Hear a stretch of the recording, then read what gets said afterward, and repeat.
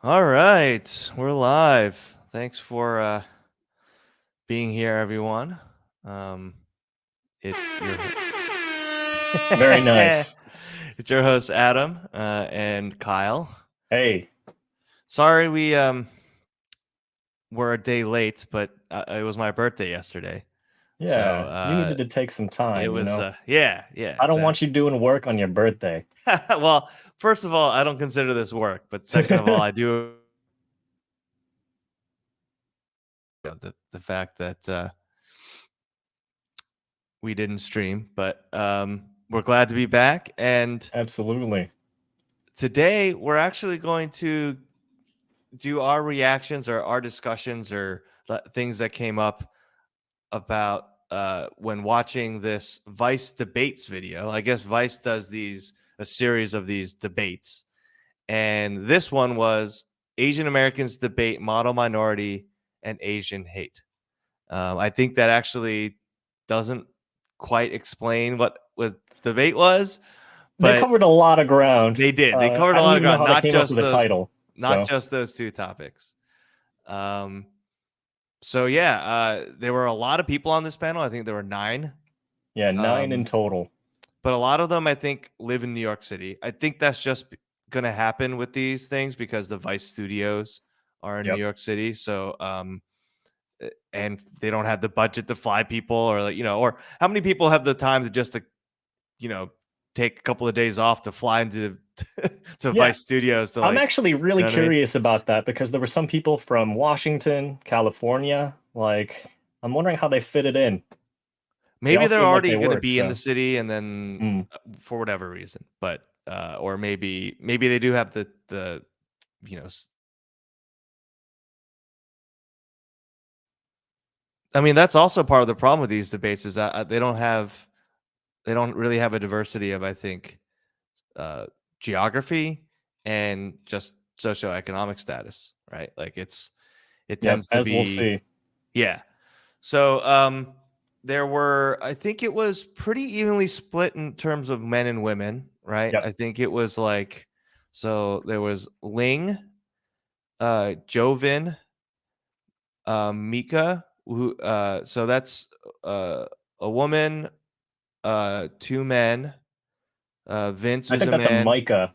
Micah, sorry, he was a Yeah. man, Vince the man, a man, Vish a man, Yasna, who is half black and half Japanese. It's a woman. Joyce, who's a Taiwanese American woman. Ellen, who's a woman, and Zayed, who's a man. So it's more men than women, but a good representation.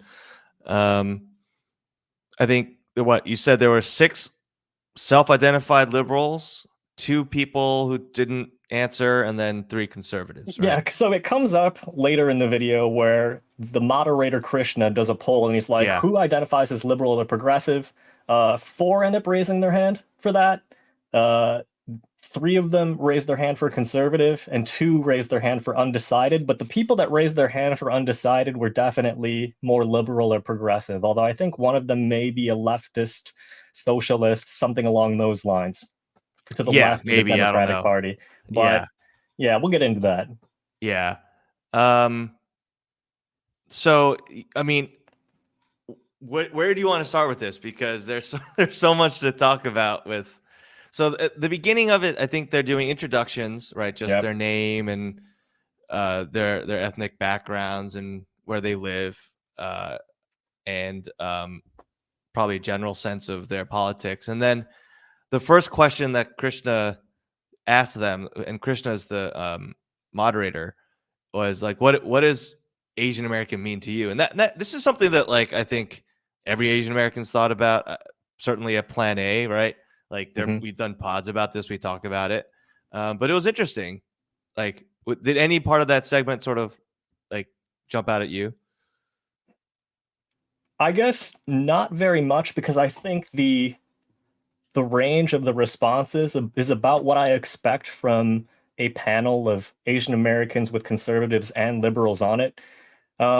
It seems like the split really is people like the Asian American label because it sort of highlights the commonalities between different ethnicities or the experiences that we face as people that look like we're grouped together in some way in a political sense. That's more on the liberal side. And then on the more conservative side, it seems like the consensus is like, I don't like that label because I just want to be a non-hyphenated American. And dude, so Vince, we can get into that. Vince is interesting because he's like the CPAC, like in a suit, Ben Shapiro type. Yeah, I don't think I think he's a smart person. I think he definitely has had some success probably in life.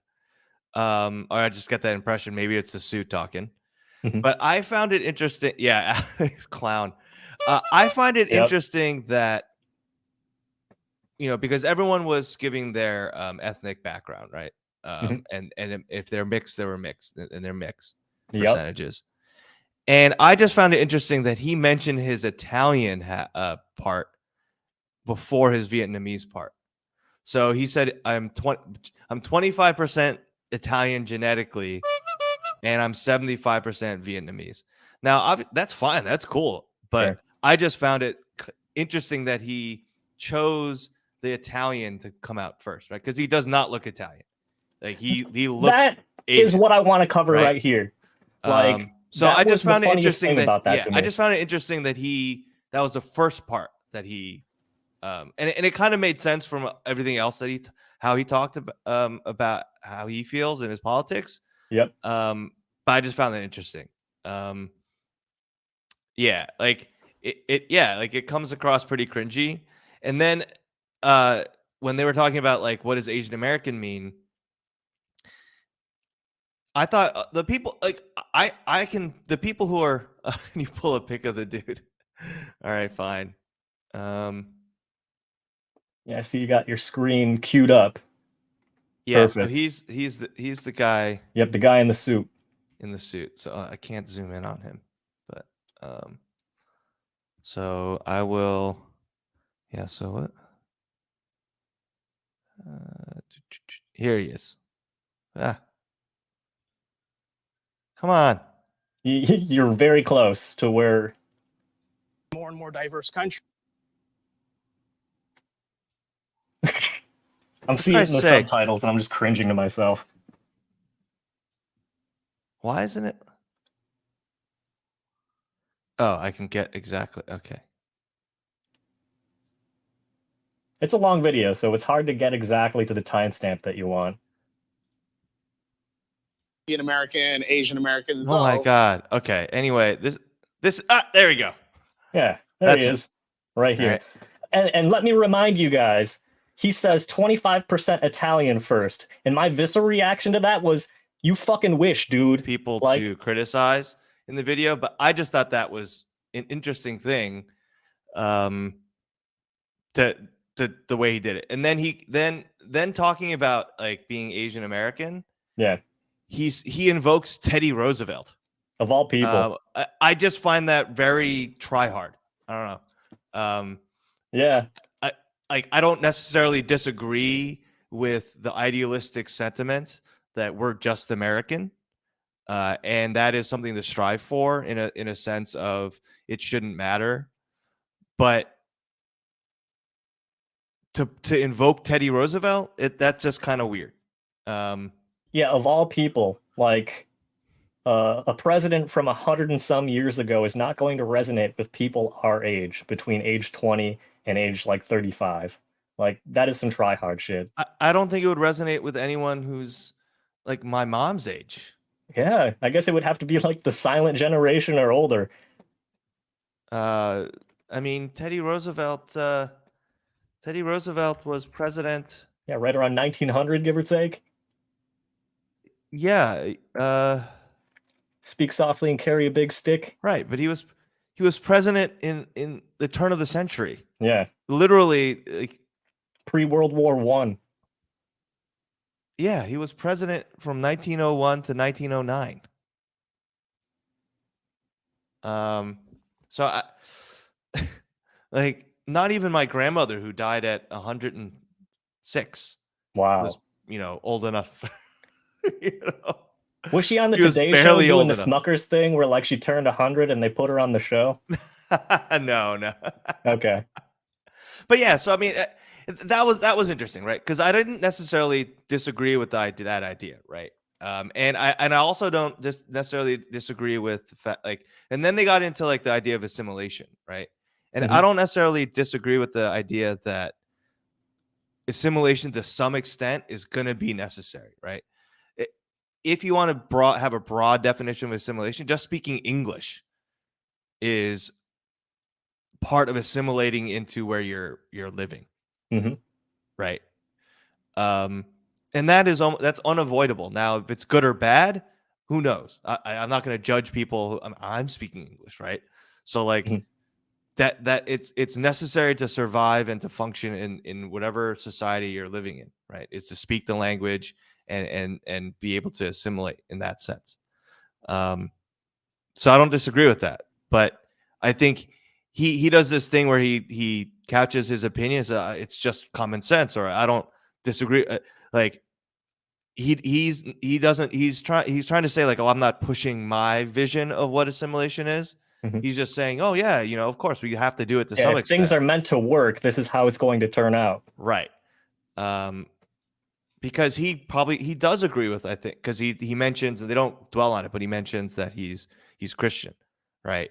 Yeah. And that is still the dominant religious, right, way of being in America. So like for him, if things were to go a certain way, he'd love it because he would fit into it, right? Yep. He put his chips into the right places in order to but a lot of other people on his investment. Right. A lot of other people, they don't necessarily want that. Now, if there might not be in the majority, so it's a tougher fight, right? And it can seem like, you're fighting that, you're fighting against the mainstream. But yeah, so he was interesting, right? And then there was Ziad.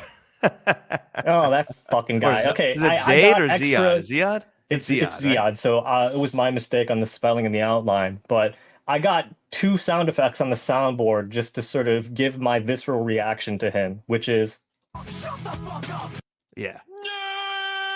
Shut the fuck up, nerd. Yep. And I got to play that clip then. Yeah, I'll because he was the guy that during the 2020 presidential election, he did that stupid ass viral video, I think it was on TikTok, where he was like, you don't get points for being ideologically pure. We should vote for someone that's going to give people access to healthcare. And it's just like, if you wanted people to get access to healthcare and have good results, you wouldn't fucking back Joe old fart Biden. Fucking moron.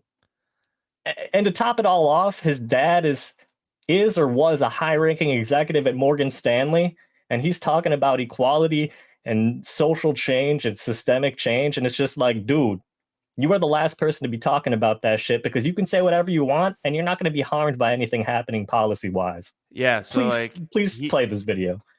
Well, I don't want to play the video because I don't want to give him a play, but he started a marketing consulting agency. Like he's in fucking marketing. And he's 30 under 30. He was Forbes 30 under 30. Okay. And it was funny, like there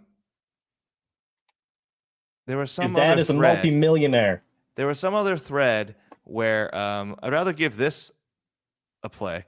But no, there was a comment underneath another Twitter thread about this guy, and they pointed out that he got very quiet when one of the women mentioned why don't we talk about like the legacies, right? Why does no one talk about the legacies?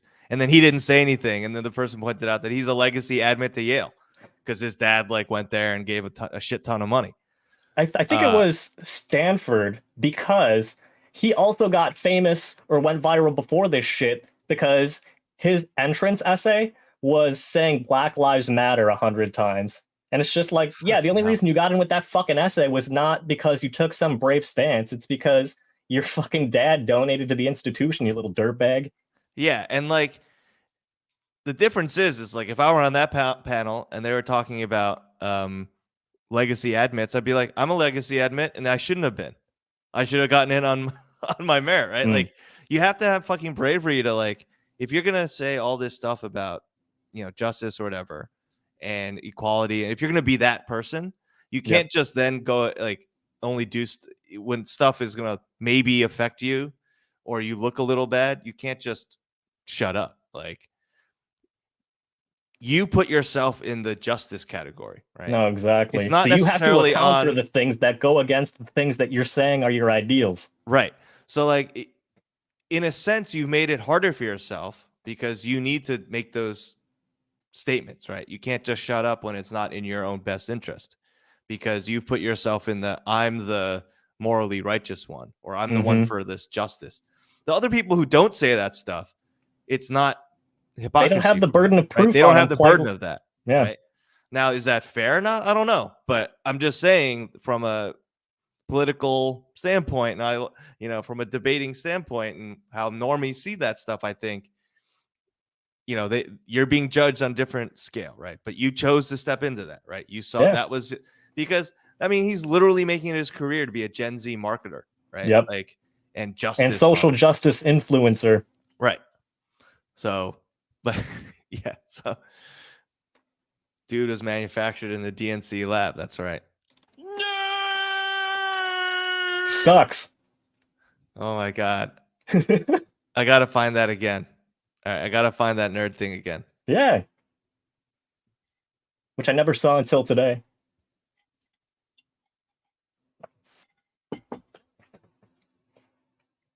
Yeah.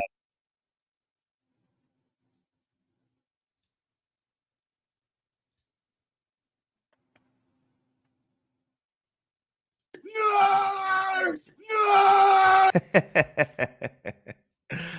That's Ziad. Yeah. So great movie, by the way. Revenge of the Nerds, amazing film. Haven't seen it yet. I got to add it to the list.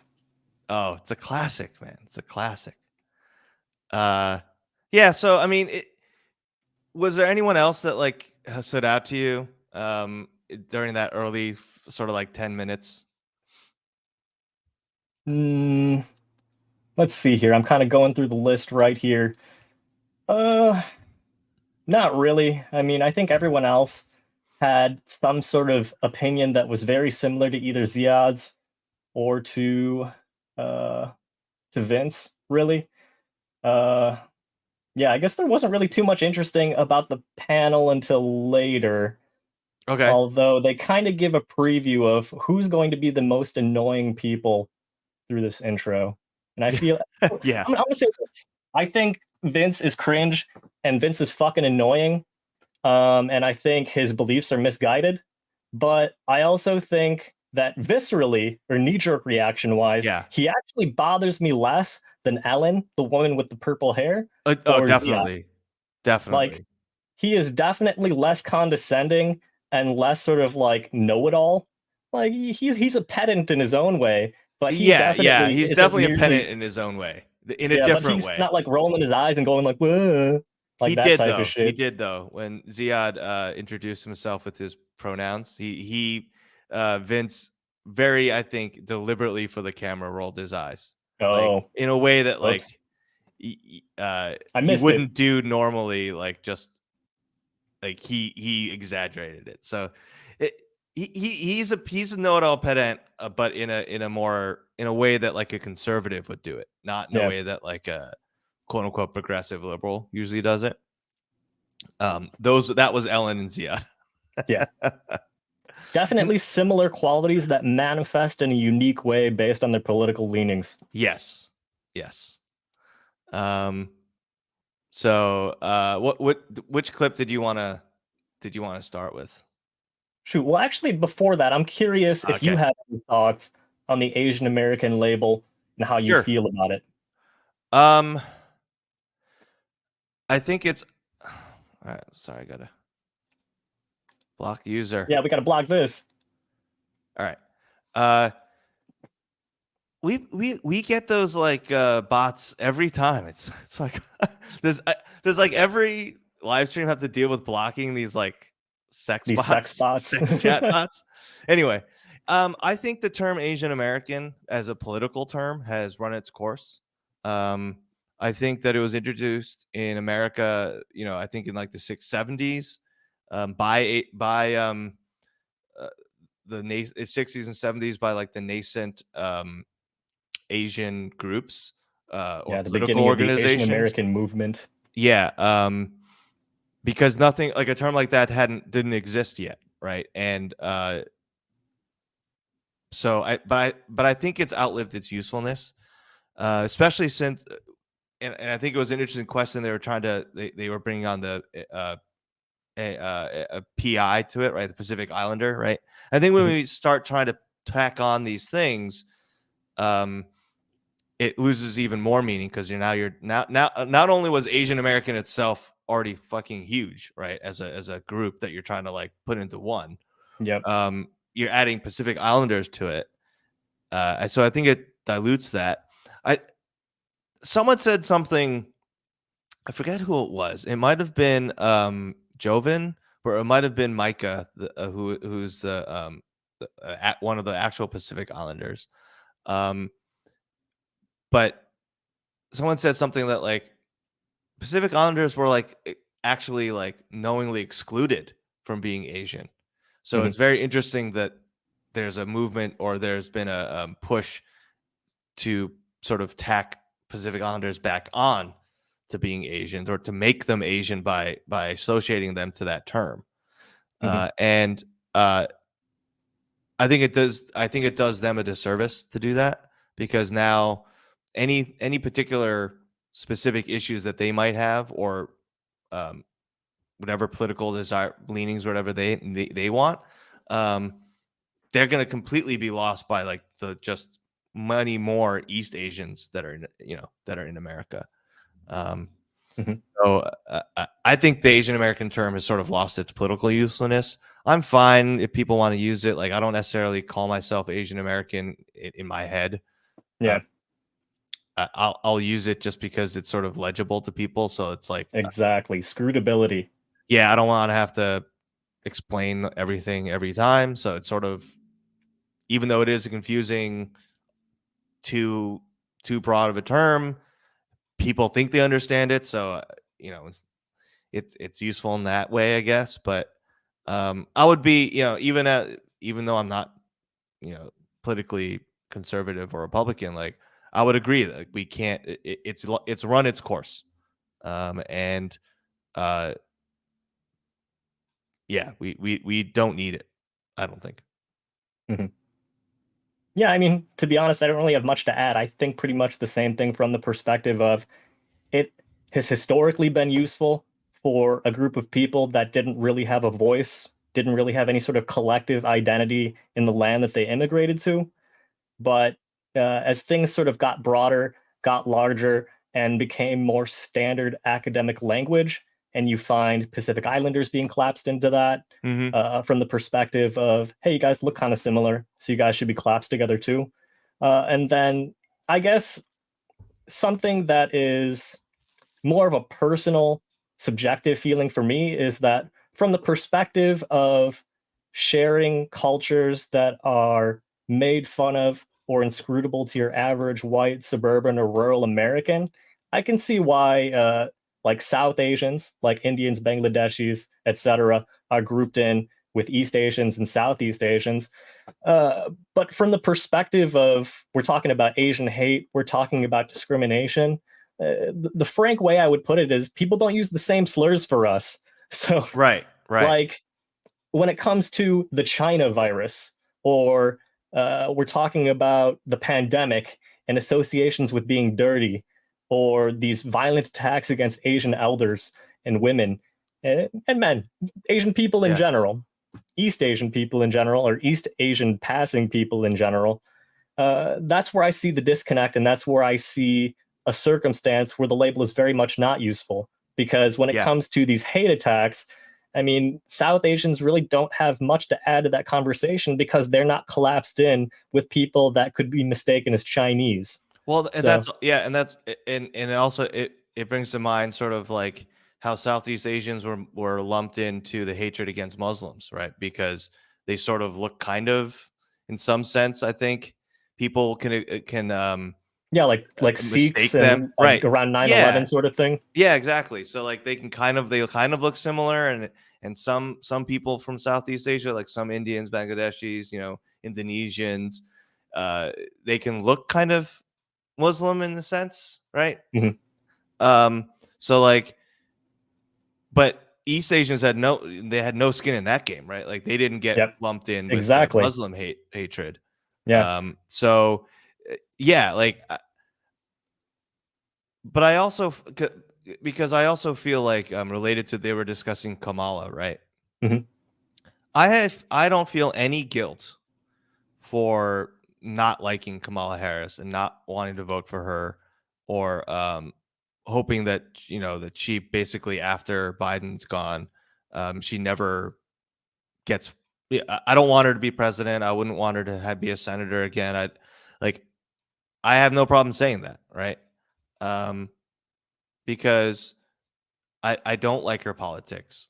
I don't like her as a person, right? I Yeah. feel like, why isn't it blocking it? Yeah, it seems like those popped up, those messages in the chat Yeah. after you blocked it, but No, it's fine. Whatever. I think it's blocked. Error occurred.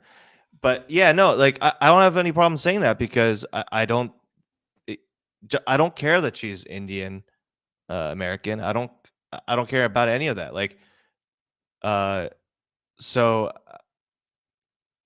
I don't feel an obligation to like a politician because of their racial identity. yeah, I mean, if that were the Or any of that. case, right? Like, we would be rooting for Herschel Walker just as much as Raphael Warnock. Like, Yeah. that is the biggest reason why I think any sort of talk of diversity or representation in regards to establishment politics is cynical and it's disingenuous. Like, Yeah. Oh, definitely. anyone that has any sort of deep affinity for, say, Black culture and identifying as Black, there are certain historical politics and sort of radical movements related to the hardships that that group of people faced. And those radical beliefs came about because there were radically terrible things happening to them in the ways that they were marginalized. So if you have someone that's like Malcolm X running as a Black candidate, I think that has a lot more legitimacy from the perspective of calling it a diverse field of candidates versus fucking Kamala Harris, who likes to crack jokes about her Jamaican heritage by saying that she smoked weed while laughing, or locking up parents of truant kids in jail and then talking about having compassion for the Black community. It's just like, sure, you are Black, and I'm sure in many ways people treat you as Black because of just how you talk, how you present Oh, how you yourself, look. Yeah. and your experiences. But at the end of the day, like, there's a pretty distinct gap that should be mentioned between the kinds of typical problems that we associate with the Black population and things that should be addressed versus her opinions and beliefs on the things to do to solve those issues. And in that sense, she is no different than a Joe Biden or a George Bush. Yeah. Yeah. Like a tough on crime cop. No, thank you. Kamala, right? I mean, Yeah, exactly. So that's where I do agree with, the more like Vince and I Yeah. think That what's his was name, one Vish. moment where Like, I that was one actually moment I agree agreed with with them, right? Vince and really agreed with Vish. Yeah. I mean, Vish pointed out that he's seen Justin Trudeau in Indian clothes more often than Kamala Harris, and I think that's 100% true. Right, and I definitely don't think he's pointed that out because he thinks that like Justin Trudeau is truly No, like exactly. truly appreciative of Indian culture. It's just more like, if you're just going to go off of optics alone, right? So, Yeah, let's yeah. take a look. About what? And just the topics or the clips that we wanted to go through. Yeah. Yeah, it looks like the first one was related to the model minority myth. You want to do that one? Yeah, let's do that one. All right. Actually, since you have your screen pulled up, would you be able to click the links? Oh, yeah.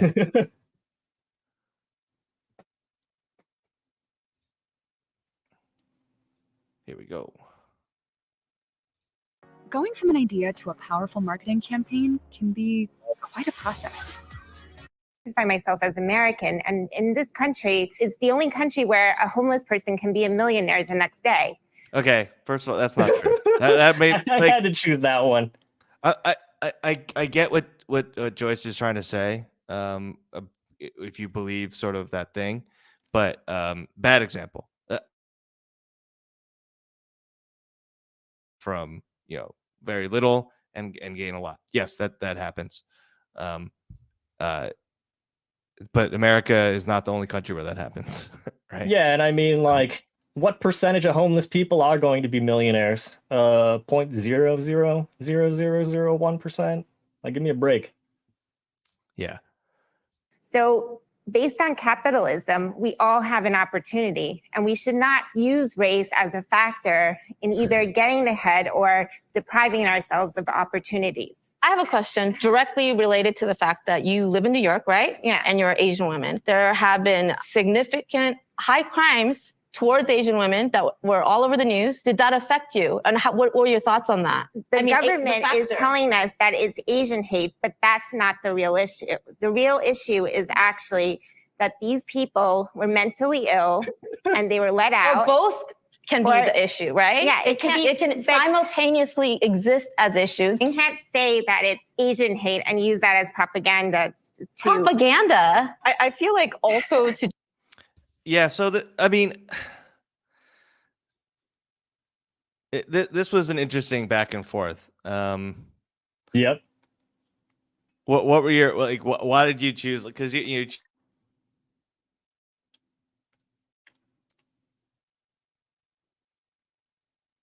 why did you choose this particular segment?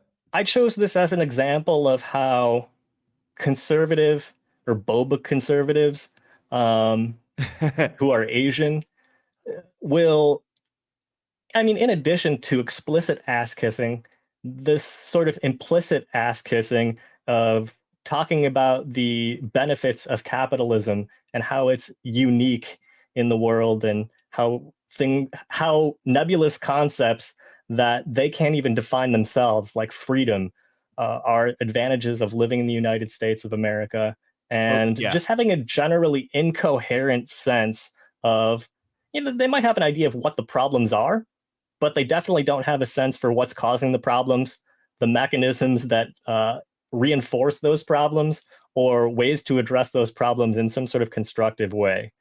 For example, like talking about Asian hate and saying that it's propaganda because you're mentioning the racial component of it.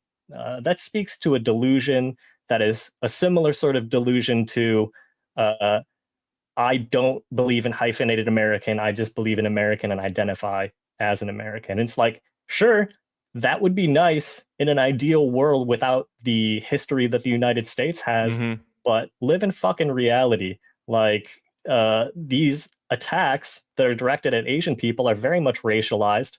And where is that coming from? I mean, it's coming from a lot of places, the media, blah, blah, blah.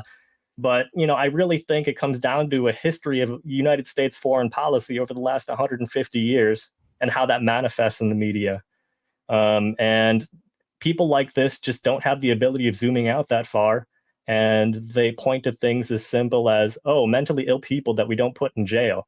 And I guess there's a very tiny component of validity to that, but it requires a lot more context and a lot more unpacking than her brain is equipped to handle. Right. And Vince gets into it too. And I think there's certainly a debate to be had about the implementation and the details on the bail reform that's happened in New York State. I've looked some of it I don't agree with. Other parts of that reform I do agree with. But when they bring it up, there's no nuance to, what's bail supposed to be for? What are the different levels of the justice system? Like, once you get arrested, like, you don't just get locked in jail right away. Like, there have to be some different treatment based on the crimes that you've committed or accused of committing, things like that, right? Yep. And people have always been sort of let out of jail, right? Like criminals have always been let out of jail, quote unquote, because they always bring that up, and Vince brings this up, and that's always happened, right? People get bail set, either they can post it or not. And if they can post it, they go home. Some people are deemed not a risk of flight or violent risk, so they're left with they don't have bail, right? This is not a new phenomenon. Now it might be happening more. There are a lot of other compounding factors for why that might not be desirable and be contributing to more of these attacks, but they don't bring it up in that way. It's just, and they never say it out loud, but the implication is always the Democrats have fucked it up, and the progressives and the people who are soft on crime and bleeding hearts, they're just letting all the criminals out, and that's why all this violence is happening. And it's a motivated, it's a very politically, ideologically motivated statement. And so, like, I think who's the woman in the orange top? What's her name? Yasna. Yasna. She, I don't like how she brings up like it was an ableist argument. I don't like. I Absolutely. Joyce and Vince that they just shut their minds off if someone uses a word like that.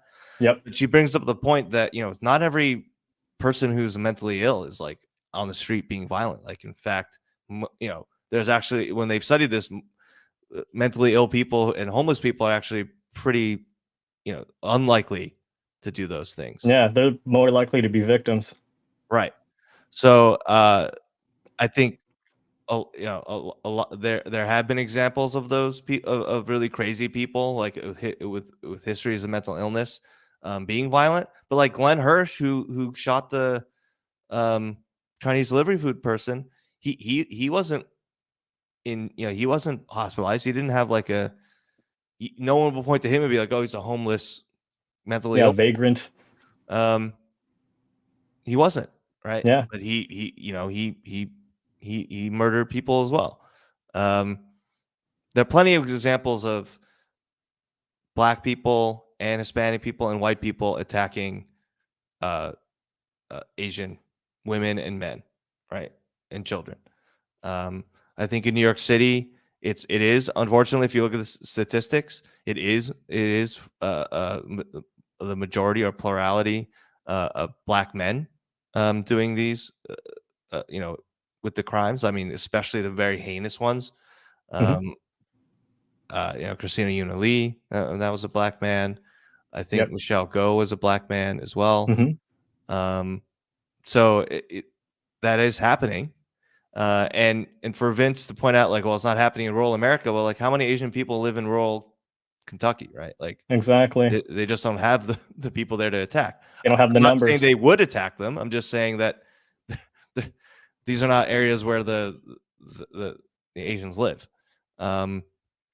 So there's not a lot of nuance in either side of the debate about what we need to do to try to solve the problem, because Vince just comes out later. He's like, we just got to have more police, right?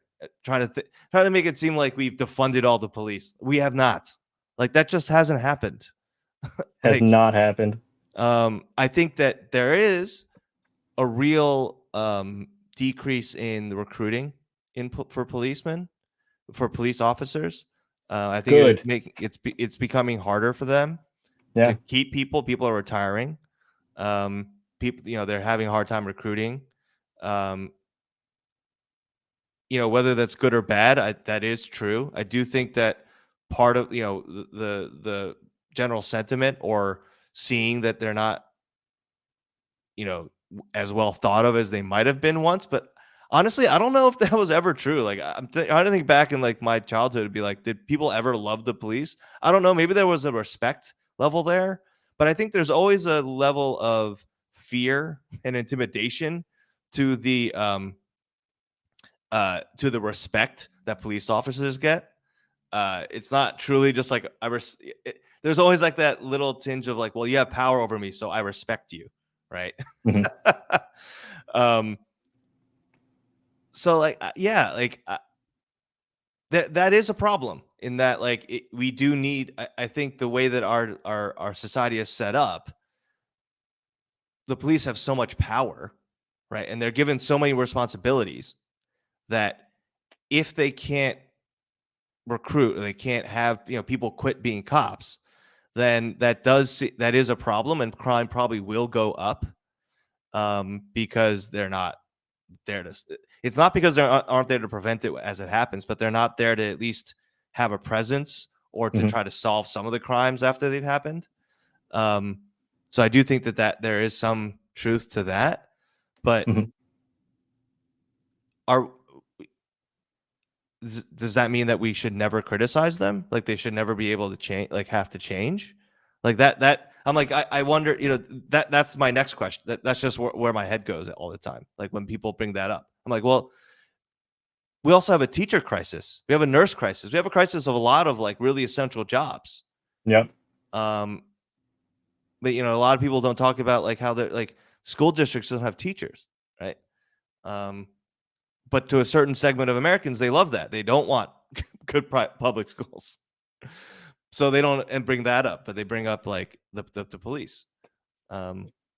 Yeah, I mean, I feel like the prioritization of the police issue is definitely a relic of the culture war. And yeah, police funding did go up under Biden, despite the fact that he was saying things to the effect of, I hear what you're saying with the protests, but, we're still going to fucking give all that money to the police anyway. No one really got disbanded. Nothing really got reformed. Nothing got fundamentally changed in any way, shape, or form. So, whoops. Yeah. So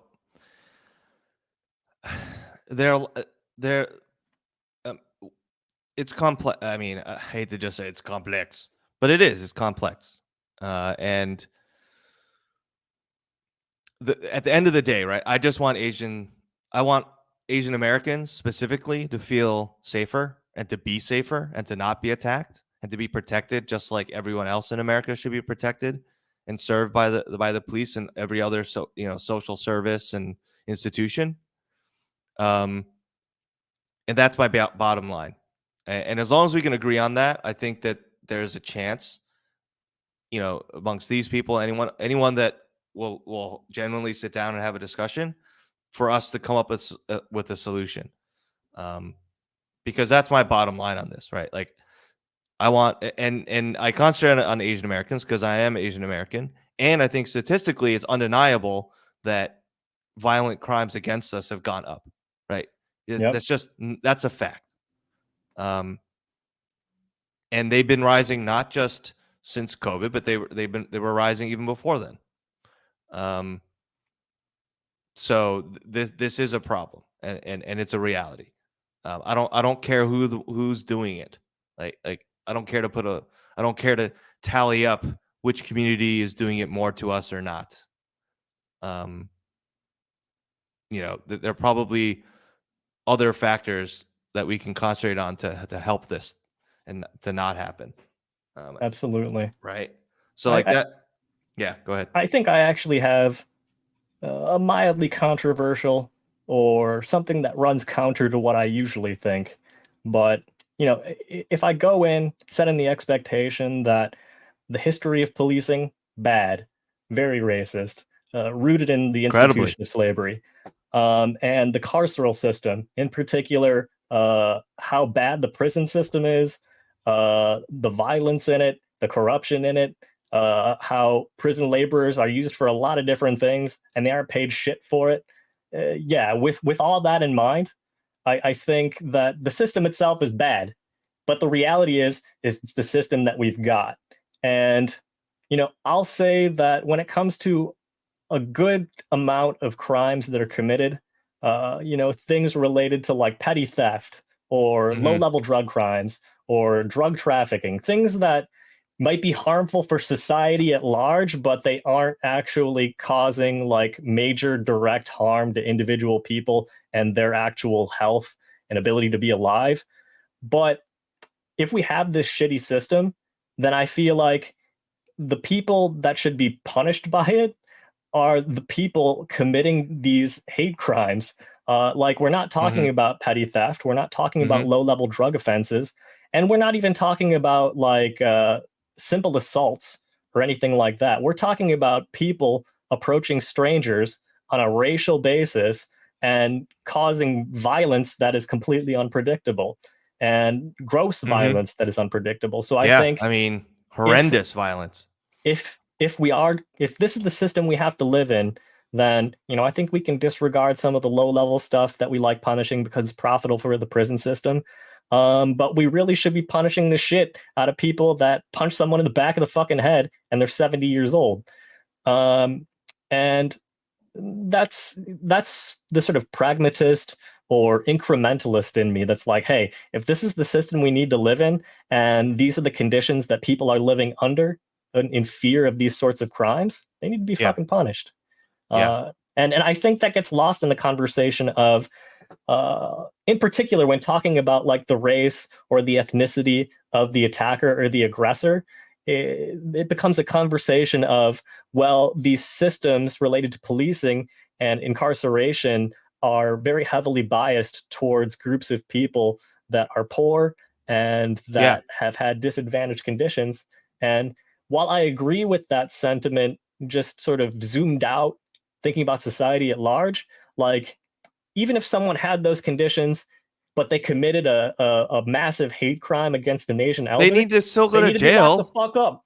They still need to go to jail. Like, and I really think that anyone rational within the same community as the person that commits an offense like that would be like, yeah, he's one of the ones that definitely deserves to get the book thrown at him.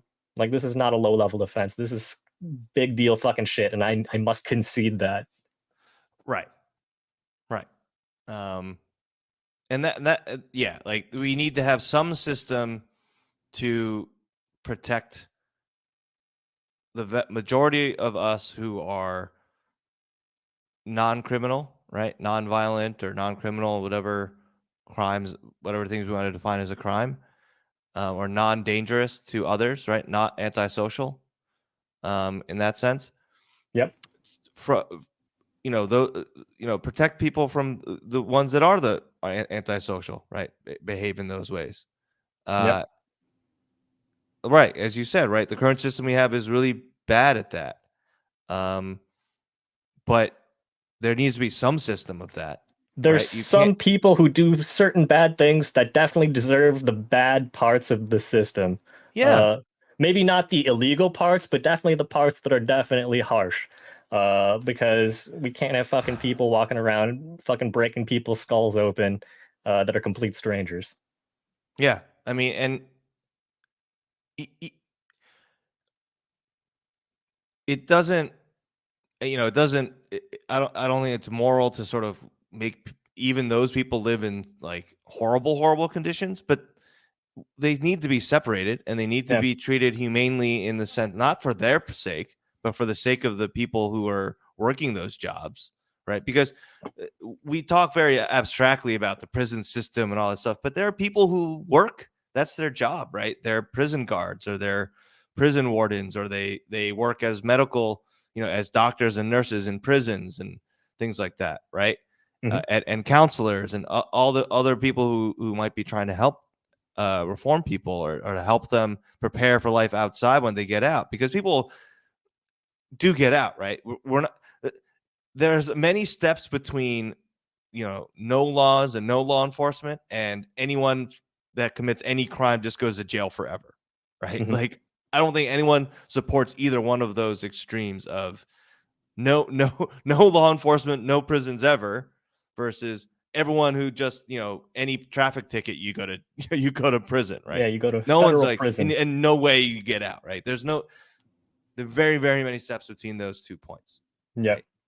Right? But I think the sides represented in the discussion about like policing or crime are very much on those polar ends of just the kind of opinions that are out there related to these things. Yeah. And I think that's where you lose people, right? And I think if push comes to shove, people are going to,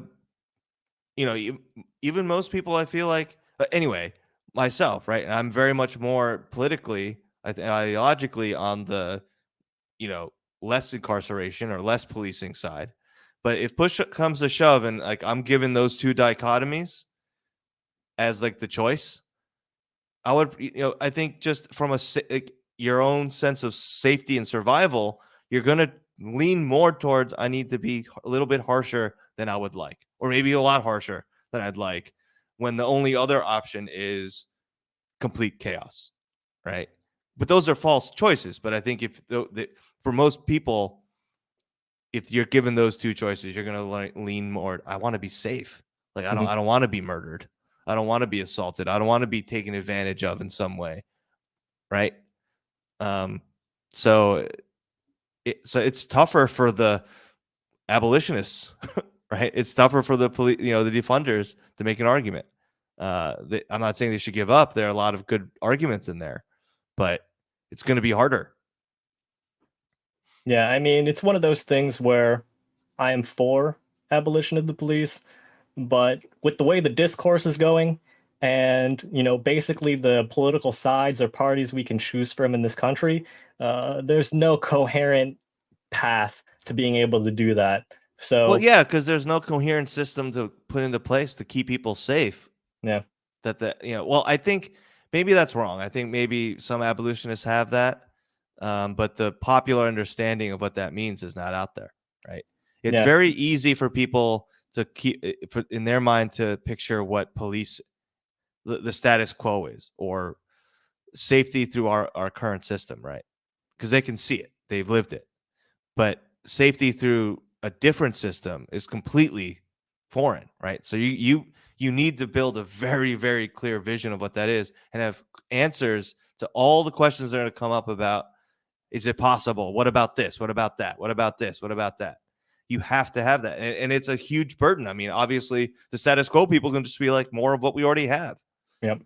That's easy.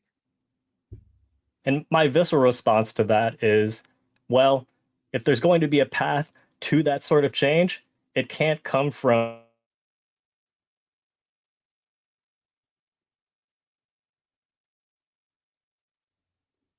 Oop.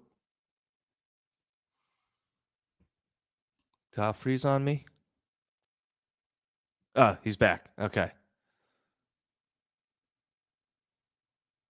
I think I got lost for a sec. Are we good? You did. Yeah. No, we're good. We're good. Cool. Yeah. So, and I say this in the context, I'm always thinking in my mind about like how when we talk about adoption, right? And the whole idea of like, we need to perform it like severely or just replace it with something new. So like from that context, like we fall into the group of, we need to come up with like really detailed answers about how that system would work versus the current system that's in place. As shitty as it might be, people at least understand it because it exists. Yep. Right. And we're always fighting really uphill, up Mount Everest to try to like convince people of it can be different and this is how we would construct it. And these are all the concerns we know you're going to have. And we have answers to those questions and answers to the questions that come after that and so on. Right. But that's always the people who are fighting for change and something different always have faced that burden. Right. Yep. So like, you can't just complain that the burden's there. You have to like fight through that. So in other words, we can't have liberal academics in the ivory tower confusing people with their complicated jargon that no one can relate to. Fuck yeah, that shit. basically, right? You can't lock like these new ideas in progress or just or trying to make positive change behind jargon, right? Like you would sort of you need to read 6 Bell Hooks books before you can weigh into this conversation. Right. And you've got to prove that you did, right? So you're going to take a test, but then they all hate tests. So it's like, right.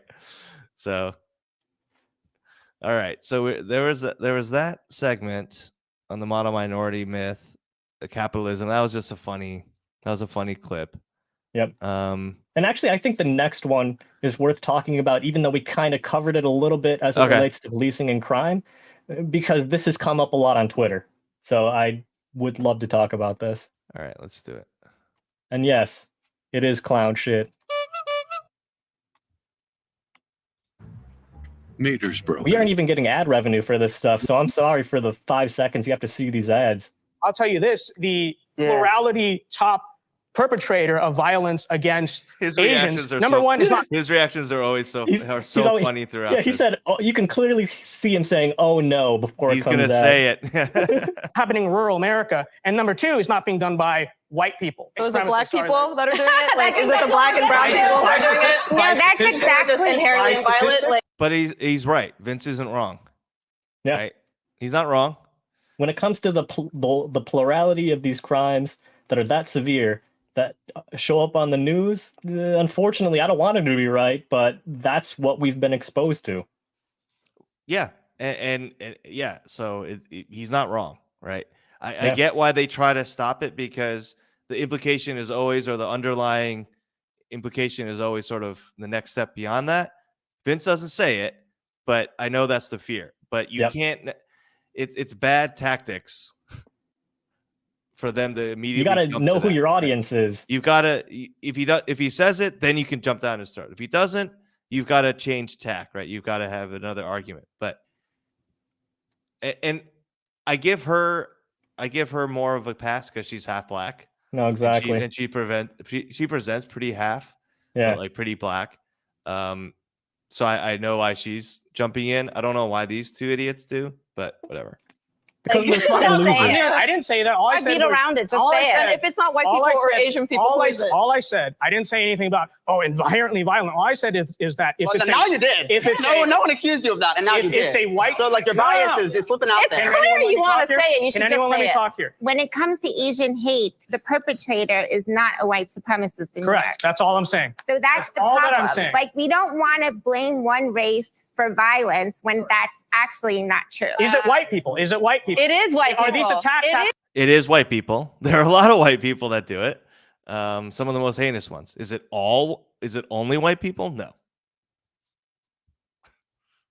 Yeah. You got to unpause it because that fucking reaction that she is had. white about- people. I literally looked up statistics. You do not have to. Oh my do god, that. I wanted to literally- fucking whoop her ass when I heard that shit.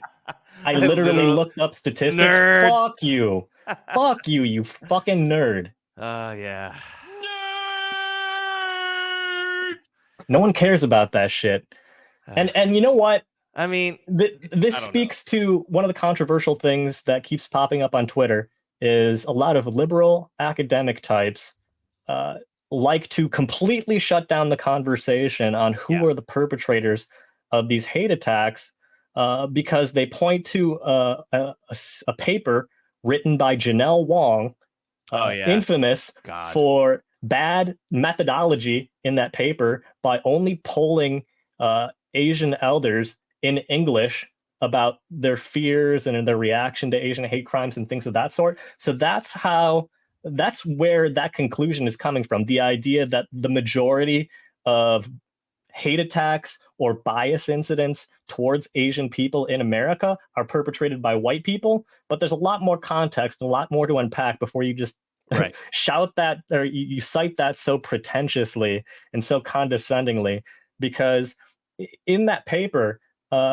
they lump together things like name calling, being called a chink, or whatever, along with the same. They categorize it as the same thing as like being beaten in the back of the head, and it's just like, that's clown shit. Like, there's a lot more context, I think it speaks to a liberal habit to just default to some sort of authority figure that is saying something that they like and treat it as fact in the way that is similar to the way conservatives do.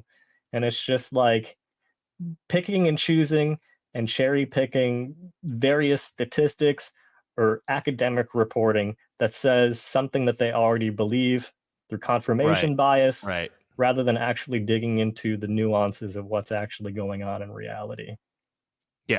Yeah. And it's the general, I think it's a hard, or it can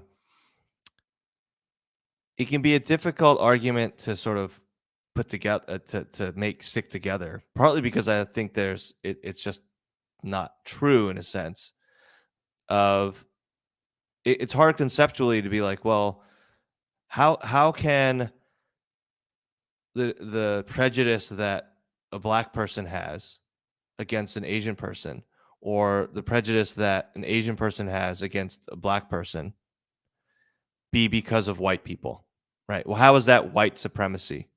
Mhm. Or how is that an example of white supremacy? Mhm. And I can understand that confusion where it's like, why?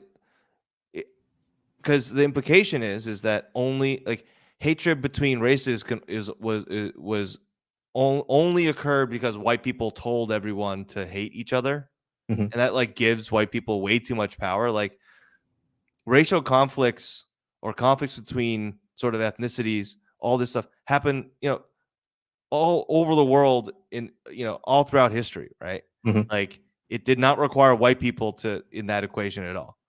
I think in America, I think there was a lot of manipulation of things, right? And I think there's definitely was a history of like incredibly, very clear, racism against black people and Hispanic people and um, Asian people. But that era of like really overt racism, like a lot of the laws have been changed, like the clear segregation stuff that's gone, and it's very hard to like sort of meld the two, be like, well, if the plurality of the statistics show that it's black people attacking Asian people,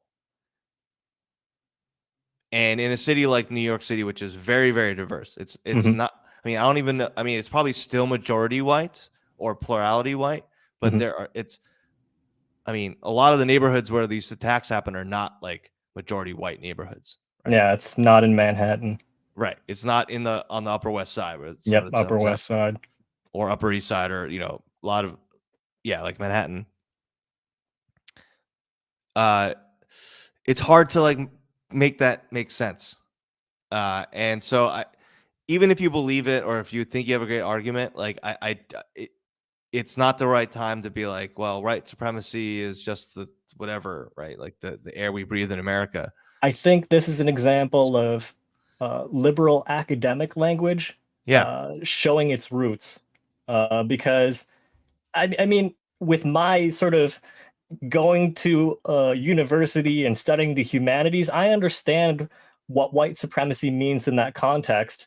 But, a lot of liberals that profess to have similar beliefs to me don't have that same level of understanding or nuance or context for that term.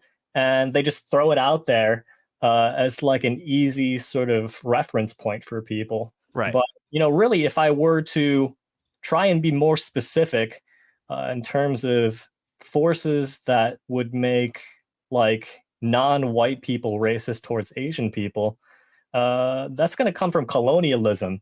That's going to come from American foreign policy rooted in imperialism. Yeah. And I mean, white supremacy is sort of a nebulous force that is perpetuated by those things. But if we're really looking at history and looking at the specific things that cause these attitudes, imperialism, war, colonialism, those are the big three. And to say white supremacy is to obscure how specific these sources are into something nebulous that a lot of people are like, oh, okay, yeah, that sounds good to me. Yeah, and I think of like the show Warrior. Yeah. And there was a scene where, and Warrior is about like, I think it's turn of the century, Chinese immigrants, and it's sort of fantastical and like it's still sort of like a kung fu type of show, but in the show, like the main character is like a recent Chinese immigrant, and there's this sort of background tension of like all the Irish immigrants sort of hate the new Chinese immigrants. Yeah. Right. And the Irish were not really considered white. Right. Yeah. Like when they first came to America, and they resented the Chinese coming in taking their jobs, right? Because they were like they're competing against us, and then there was some racial animosity. Yep. I guess my point is that that was due to sort of the colonialism. It was due to the economic factors of the system, right? But it is, and it's depicted really well. And it is a great show. I didn't quite. I thought it was a little corny, but I do need to finish it.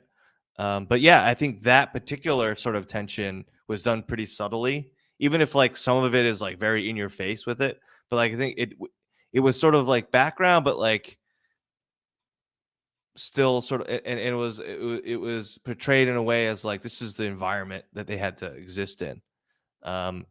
And like I also, it was sad to me too, because like it was like, well, you know that like the Irish and the Chinese immigrants should have been sort of fighting together against the landed sort of wasps that were exploiting both of them, but the Irish were just predominantly the way they portrayed it. And I think historically, because there were a lot of like riots and stuff, the Irish some of the Irish would really resent the Chinese immigrants, right?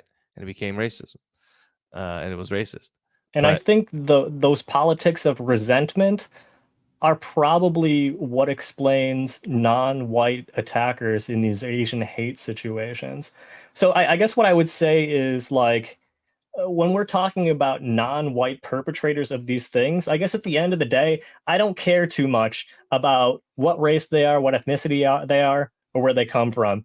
But I do think it's important to understand the forces and motivations for why a person would target an Asian person and they aren't white. And I think by saying, well, basically a majority of these attacks are committed by white people because of white supremacy, it's basically shutting down any sort of productive conversation among allies of these different races to be like, hey, these crimes are pretty fucked up. I know you agree with me on that. And like, I know you think this particular individual is fucked up. So what are they thinking, or what have they been informed by that's informing that animosity? There's something legitimate there in terms of something to look at to try and get to the root of a problem. But a lot of liberals will tend to say, oh, well, if we dive into that too deeply, we're discriminating against, say, Black people as a whole, and they are unfairly targeted by the police. There's a lot of bias towards them. So, and besides, a majority of these are committed by white people anyway. So why are we even going down this path? And it's like, there's a lot of valid discussion, productive conversation that can be had for understanding why these are happening, or the mindsets of the people that are doing it, that is simply not happening right now, because people tend to think, oh, well, if we talk about Black offenders committing these things, then it's going to turn into a anti-Black or racism towards Black people thing. And I think that is something anti-Black for just saying it, right? I think it's something to be cautious of, because I look at a lot of threads for like accounts that track Asian hate crimes, and a lot of that shit's fucking racist as fuck, or it's like very clearly a dog whistle. But I think there is a middle ground to be struck. Absolutely. But, you know, I guess something that I haven't fully teased apart myself is believing that similar to being like, oh, well, I love the people of China, but I hate the government. Like, is that like an even plausible view to have, or an expectation to have? I'm not 100% sure, because I feel like a lot of these conversations do devolve into wild racism, especially on places like Twitter. But I'm still teasing that apart. And I think that if I don't trust other fucking people to have that conversation, that I know people well enough to have that conversation with people that I already have those general sorts of conversations about culture and race with, to have some sort of productive conclusion. So I don't know. Yeah, that's where I'm at with it. Yeah, you make a good point. I mean, ultimately at the end of the day, right, I think Asian Americans are like the last, and maybe even well, I don't know if Muslim Americans are, but I feel like Asian Americans are like the last racial group that is sort of acceptable to sort of hate. Mhm. Right? Absolutely. To I mean, like, it's that fucking meme and to where it's like, victimize, hey, you right? want to hear something racist? And the people are all mad, but then the person saying it is like, it's about Chinese people. And the audience is like, yeah. Yeah. So I think that is a big factor, right? We're seen as inconsequential and weak. No one cares about Asian Americans, right? We're NPCs. Yeah, we're NPCs, right? Like, We're as hateable as those Boston Dynamic dog robots. right. So I think that is a big factor in this, because the general racism or the racist attitude toward Asians, that like, it's not like it went away and it sort of recreated itself, right? Like, that was sort of always in the ether, right? Because Yep. we never loved China. It's not like there might have been a softening of the opinion for China, but the swiftness at which we've sort of turned that around belies that it was always sort of I almost like, forgot the Great War you on know? Terror happened after the aggression that we see towards China now. Damn. Yeah. That's all we fucking talk about. So like, yeah. So to me, that's we're just the weakest sort of group at the moment, or perceived to be the weakest group, and so I think that's a big factor. And then certainly the people being attacked, right? It's it's almost always, or the majority is like, older people, usually older women, though some older men are, Mhm. and just women in general, right? And if we're not going to try to like come up with a solution and try to figure out why, and then what's going to actually move the needle on keeping us safer without, these really broad strokes, solutions, then we need to think about how we can solve it. And we can't just, I don't think we can just throw out most solutions just offhand. Like, we got to, okay, is this a solution? All right, we got to analyze it. Nah, it doesn't seem like it will. Move on to something else. But so that's why, like, I always like to shout out the Dragon Combat Club, but like, they're trying to help people. Like, they're not doing anything else. They're doing something. They're doing something. They're not just talking shit in social justice language. They're actually on the streets. They're training people. Yeah. They're trying to make people Of be all at different least races. a little prepared, right? Yeah. Have some peace of mind, have some actual like skills that are useful, right, when you're on the street. I don't mean the skills of like, oh, they can beat someone up. It's more just be aware of where you are. Be aware of like how you can escape. Be aware of like, what you can do to protect yourself. That's it. There shouldn't be anything controversial about that. So then the next clip is about, I think in general you labeled it not being a victim. Mm-hmm.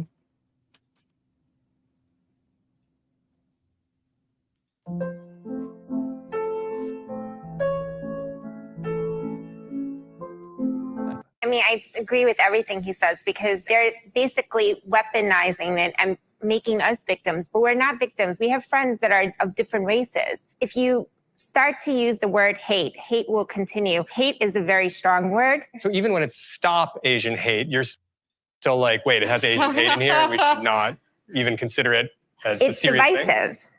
Well, it's referring to murders. Yeah, I don't like the term "stop Asian hate" just because I think it's a confusing slogan. How so? Because I think from a English structure, right? It sort of implies I think that I know where it's you're going. Asians hating. Yeah. You know what? Actually, I never thought about it that way because I never really say it out loud. But then again, if I'm talking about that, like stop Asian hate, I guess I'm never really using or saying that. I'm saying like racism towards Asian people or hate attacks. Hatred of Asians, hate attacks on Asians. Yeah. Attacks on Asians, violence against it. Yeah. You don't say I guess, stop Asian hate. Yeah, from a It's just grammatical very perspective, yes. that makes sense, especially for like a non-native English speaker. The Asians hate who? Yeah, like who do we hate? Why do we Yeah. got to stop doing it? Like, yeah, sure. I guess in general we shouldn't be hating people.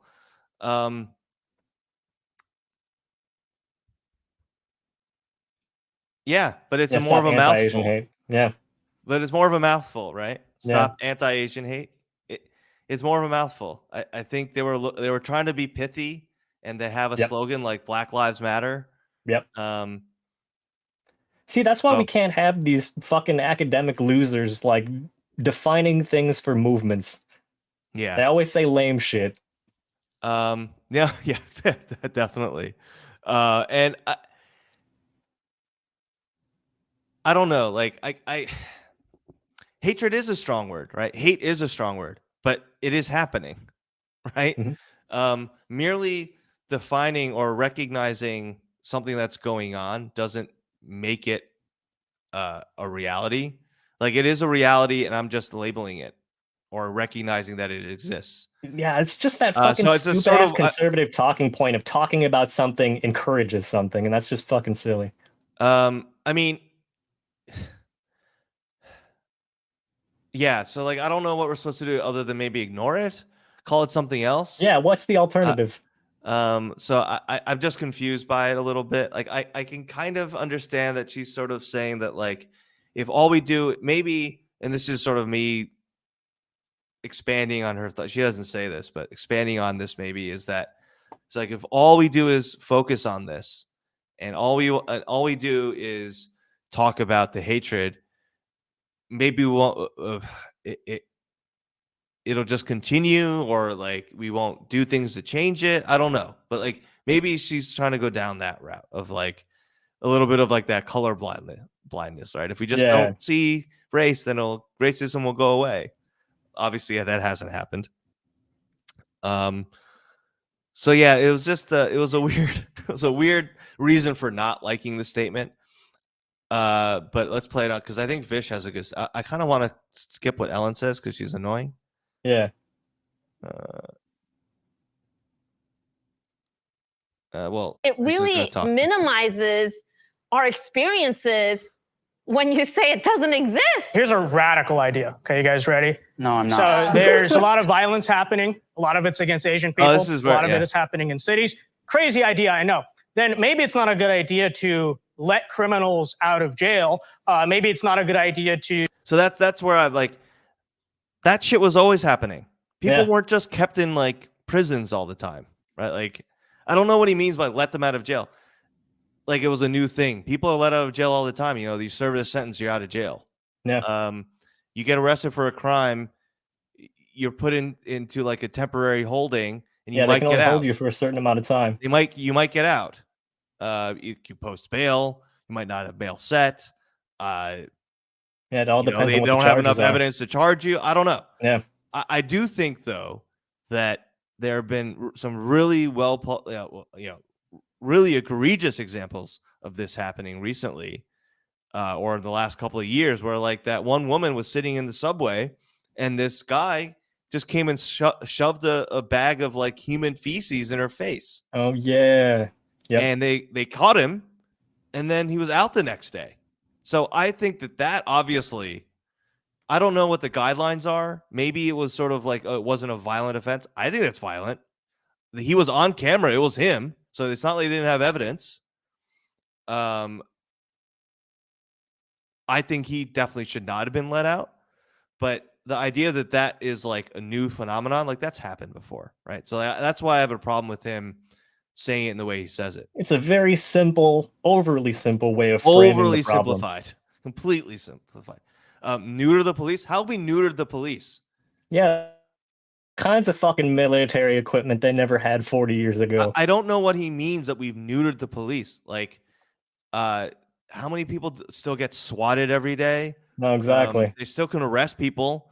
Like they can't just stop and frisk whoever they want. Yeah. That was proven that like they didn't catch anyone through that process. Yeah. So it's not like it was like super effective. And how much of that shit was planted anyway? Manhandling people like that. Give me a break. like neuter the police. I don't know what he means by that. Yeah, doesn't- especially he when the doesn't- he doesn't- conversation right now, like in San defund Francisco, the- they're like, "Hey, I think maybe we should have robots with bombs on them." But didn't they say like didn't the story come out that like they're like, oh yeah, they're gonna put guns on them or they're gonna have bombs, and then they were like, no, we promise they're not gonna have any bombs.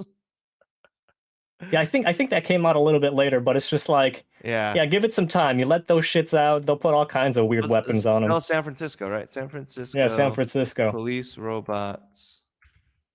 Killer robots. force. RoboCop 2. All right. Oh, okay. So originally it says San Francisco police considering. Yeah, that's probably is what he means by that. Oh my god. He doesn't say it, but I wouldn't be surprised if he Yeah. didn't sort of No, like- absolutely. I'm just picturing it. That's the oh my god. So the story with the police was that the San Francisco police consider Thinking about it. letting robots use deadly force. The San Francisco police submitted a proposal that would give the robots to use deadly force in dangerous situations. And then in December, they have been considering it, but they're going to bar it. Oh, okay. We'll see how long that lasts. For now. All right. So I think what'll happen is like the companies that make the killer robots will be like Uber and just like, let's make them anyway. We can change the regulations later. Well, I mean, they basically can just bolt them onto like the Boston Dynamics robots, right? They don't need like special exactly. robots. Put a railgun The police, on that neuter shit. the police ability to have any degree of law and order in our streets. And maybe you wouldn't have so much violence happening against so many different types of vulnerable people. I mean, What he also doesn't mention, right, is that when Michelle Go was pushed in the subway tracks, there were police on that platform, there. right? They didn't help as deterrence. That didn't help. That whole shooting in the subway, right, with the smoke bomb and the shooting. Oh yeah. There were cameras all over the place, but they didn't work in that station. There were police on the subway cars and on the platforms. Didn't catch him. Didn't stop him. Prevent him. And then the police didn't find the guy. It was a random civilian. So I don't, remember that. So I like there. Adams has put like all these police on the street in the subway, right? And I think for a little while it probably does help, right? Because there's a presence, and the police presence does suppress people from doing crime of the moment, right? Because they see the police officers. But then the police leave; they're not there permanently. No, exactly. And for the most part, you see the police officers standing in little groups on their phones, right? They're not actively walking up and down and, that kind of thing. They're not patrolling like they, like a military board. It's not like the patrols of like guards in a movie, right? Like the drug dealer's compound, right? Where they have like the schedules, the rotations of like, they're not doing that. Just like your average fucking person you went to high school with. Like that's your average cop. And what are they really going to do in the moment? Look at their phone. So I get, So from his logic of we just need to have more police. Well, then like, okay, I guess we're going to live in a society where there's a police officer or a pair of police officers on every fucking block then? Like literally just blanket the whole city. Every cop. There's going to be a cop just in every corner. Everyone will be a cop. I mean, I guess that's cool, I guess. I mean, it'll be safer. Shit, I mean, with all the police shootings that have been happening lately, there's gonna be more shootings popping off after that shit. So, and I guess it speaks to just the general frustration I have with the conservative perspective on this stuff. Is it always makes assumptions framed in ideals, like the ideal that police officers are all just, none of them are crooked, none of them have a violent compulsion toward wanting to hurt minorities. They're not bullies, right? They're not bullies. No, exactly. And it's just like, I mean, yes, in a perfect world, that would be the case. And then you could make that argument. But we live in reality where shit is not like that. So I don't understand where these assumptions are coming from. I think they're only coming from a lack of experience because your ass has never been spoken to by a police officer in any way aside from like, hello, officer, I hope you're having a great day. Yeah. And then he makes the point later. He makes accusation that someone is being idealistic when so many of his arguments Yeah. are based on idealism. Yeah. So just a different sort, just a different ideology of idealism. Absolutely. This is just the truth of the situation. We can talk about this correlation with COVID. Maybe that's true to an extent. It's also true. Well, wait, so that maybe that's true to an extent. What do you mean? Because it's also true that it's been climbing over the past year or two, whatever. That's also around the same time that we had all of these, anti-police movements. A lot of But it's also around the same policy. time that Donald Trump was calling it the China virus, right? Well, he's not calling it anymore, and it looks like this stuff is still happening. Problem with saying true. stop Asian hate and just saying stigma, whatever, is that it misses the real core of the problem. The real core of the problem is that there is lawlessness and mass violence and mass crime happening in cities. I think that the stop Asian hate movement comes from woke left-wing social movement to kind of make it into this argument of like minorities being persecuted, when I don't think that's the core of the problem. I think the core of the problem is like, it's just dangerous in our cities. Originally, when you ask what stop Asian hate, Yeah, I mean, he calls it the woke mob later. I mean, I don't like the super woke people either. But I guess hearing them referred to as like left-wing woke activists or whatever, it's like they're not left-wing. Not at all. Let's be clear, they are like the center or maybe slightly right of center. But until they're opposing foreign wars and wanting free healthcare, you are not a fucking leftist in any way. Yep. Yeah. So I mean, it's a typical rant about and I think crime has gone up. I mean, I think that's true, right? Like objectively true. Crime of almost all sorts have gone up, especially in the cities, right? Violent crime's gone up, property crime has gone up, petty crimes, I think people think of petty crime as like thefts and stuff. That's gone up, definitely. I think there is an increased sense of feeling unsafe in New York City for the most part, especially I think amongst the Asian population. Absolutely. So that is true. Is it a wave of lawlessness? I think that's a little very hyperbolic, though. Yes, crime has gone up, so we can't deny that, right? So if people just saying, "Oh no, it's not gone up," and statistically, if you say it's just a little, if it's gone up, it's just a little bit. I'm like, well, a little bit can mean something, right? Because I think everyone's expectations of the crime levels in New York City or most cities, they've gotten used to the very low historical levels of crime, right? Like, yes, it's true, I guess, that we are still historically low in crime. Yeah, I guess compared to like 1970s New York, where there was a porno theater every 5 feet. Yeah, right. So yes, it is historically low, and you could even point to like the hate crimes against or the crimes against Asian Americans and be like, well, it's still, if you look at how many, right, compared to the crimes, just the absolute number, yes, that's low, right, compared to other, other groups. But it's a big uptick. And for people, your sense of normal changes when things change, like when circumstances change, right? So like it's almost like if you're used to a certain amount of like alcohol, right? And then you don't drink for a while, and then you try to go back to like that same level you had before, your tolerance is gone, right? You acclimated to a different normal. People are acclimated to a different normal. So there's, so the people's sense of fear or the sense that it's becoming very lawless is real. Yeah. I think that people use it for their own ends because they have their own motivations, because they ideologically they're fighting a battle, but you can't deny the crime has gone up. It has.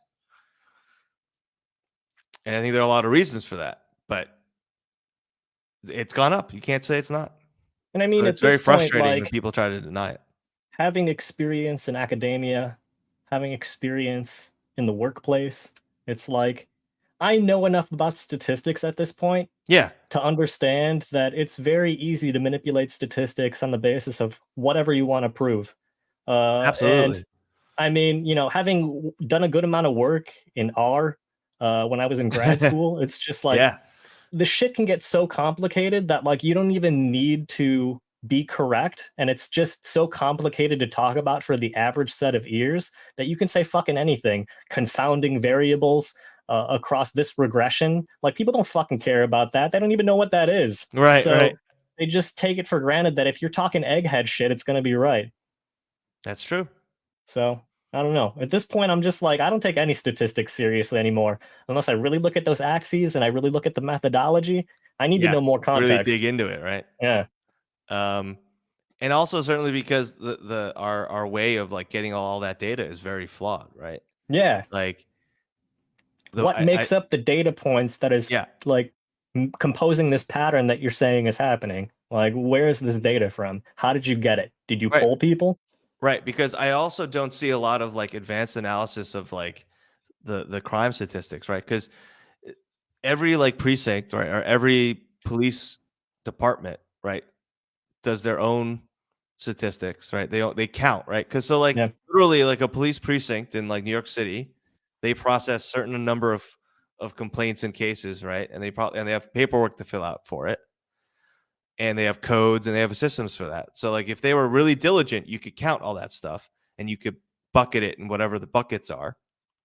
And then if every precinct in New York City has to do that, right? So you could think that you've got a complete picture of the crime happening in New York City, right?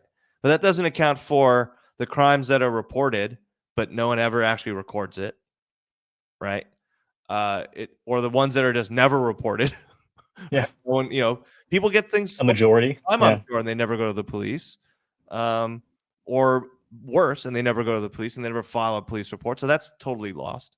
And then you got to figure out, for the whole country, not even for the country, but for the state. Each state, they have every town. They've got so like just all these problems compound themselves. So then the only data I ever see are like the very simple like counting stat sort of statistics. And they never try to like analyze a little bit deeper about like maybe historical trends, and they try to like bring in other data to be like, well, how much does the increase in the poverty, all these other metrics, maybe that we can try to like account for what we're missing, right, in the data that isn't counted, right, that we know probably exists out there. And I know that gets fuzzier, but it adds more complexity. I think it adds more nuance to the real situation that's happening around crime. And this is just not even talking about like the shenanigans about how we don't even like count certain crimes, or like the policy and politics makes it hard to even talk about things like gun violence and gun crimes, right? Yeah, or in this circumstance, hate crimes, and sort of or like hate does crimes, this meet the legal threshold of what a hate crime is? And it's just like, on the basis of what happened in the situation, there may not be direct evidence in a courtroom sort of sense, but any fucking person with eyeballs and a set of ears realized there was some sort of bias informing this incident. So I don't know, man. Yeah. So, yeah, I mean, let's move on from that. We feel like we've talked about the police like this whole time, but the next clip was about Kamala, and she came. I guess we did kind of cover that. We covered that a little bit. I don't know. Maybe we don't have to watch that. I think we covered it. Basically, Kamala's a token. Yes. Yes, and not every token is. Not every accusation of being a token is just because of like, oh, it's a person who, a minority that's in a position of that they're not haven't historically been in. Like Kamala is a token. Okay, she does not bring anything to the table other than her identities. Yeah. In my opinion. Like, well, I mean, she does have the conventional sort of qualifications or credentials. Sure. But she is no different than like any white person with the exact same credentials. So yeah, I mean, yeah, exactly. I mean, you get someone like Asada Shakur in there, and sure, then I'll say, yeah, that was more than a token pick. That was an actual attempt to do something, but that's never going to fucking happen. So, it speaks to my general expectation that if either Republicans or Democrats choose a black woman or a minority in some sense as a candidate or a running mate, that it's done purely for cynical identity diversity reasons and not because there's actual substance to their experience that makes their perspective unique. Oh, you're welcome, E. Yeah. It was a struggle. It was watch rough. It. I was getting pissed the whole time, but I wanted to do it for you. Yeah. People. So we're trying to pick out like some moments. There are some people I wanted to hear from more that they because he just couldn't shut the fuck up. But I wanted to hear more from the Hawaiian guy, but we didn't get very much from him. Yeah. Anyway, so this is about Kamala. So I want to know how you respond to sort of what Vince was saying, that Kamala Harris effectively was a token pick because demographic boxes, and specifically an Asian American demographic box. I feel like anytime a person of color gets chosen, we're looked at as a token, especially in institutions. It's historical, like it's new to us, right? So in one sense, I think there's some truth to it, even in our own communities, I think. Is she a token? Like we second guess ourselves. You start to second guess, are you worth it? Because you're constantly being questioned. Am I qualified? Did you get here because... Yeah, for you, Ziad, you're not. You're fucking legacy. Yeah. Fucking Nepo baby. Yeah. Diversity higher. So you, Ziad's imposter syndrome. It's real. It's not a syndrome. It's real. Oh my God. Or, this is the existence that we live in right now. And so Kamala Harris is actually very representative of what we face. You can say token all day long, but you can't take that away. People will scrutinize her. However, what about the other people, other 47 presidents who've definitely done their fair share? I'd say probably worse things. Yes, absolutely. Who are not nitpicked for what they are wearing, or, like maybe not fitting in enough because they already fit in. Or for being white. Yet another white person. Yeah, like I hate her snark so goddamn much. Yeah, I just don't like how her voice sounds. I don't know. I don't like that. That sounds snark. really bad and mean. But I just don't like her. Her politics, and like I don't want to take like her credentials away. Yeah, because she earned it. She was. What did she earn? She earned like having the right connections and right political opinions. I guess it's earning it, right? Like she went to the right schools. These people don't separate like having good beliefs and good principles that actually make for some sort of systemic change that they want results wise, and basically following the same credential or qualification path as like your average white politician. They're collapsing these things together, and I think it's worth separating these things out. Like, I guess, is she qualified from the perspective of like white people having the same qualifications? Yeah. I mean, she's definitely qualified in that respect. Does that make me like her more? No, it makes me actually hate her more because she's had experiences that put her in spaces that are hostile towards her. And instead of questioning the things that she experienced, she's ingratiating herself towards power that is hostile toward her for the sake of advancing in rank. And I think that is cynical. She's just as a climber, shit. right? Yeah, she's striving. Right? Yeah, she is loud and extra. Yeah, I don't know why. I don't know why. But yeah, I mean, the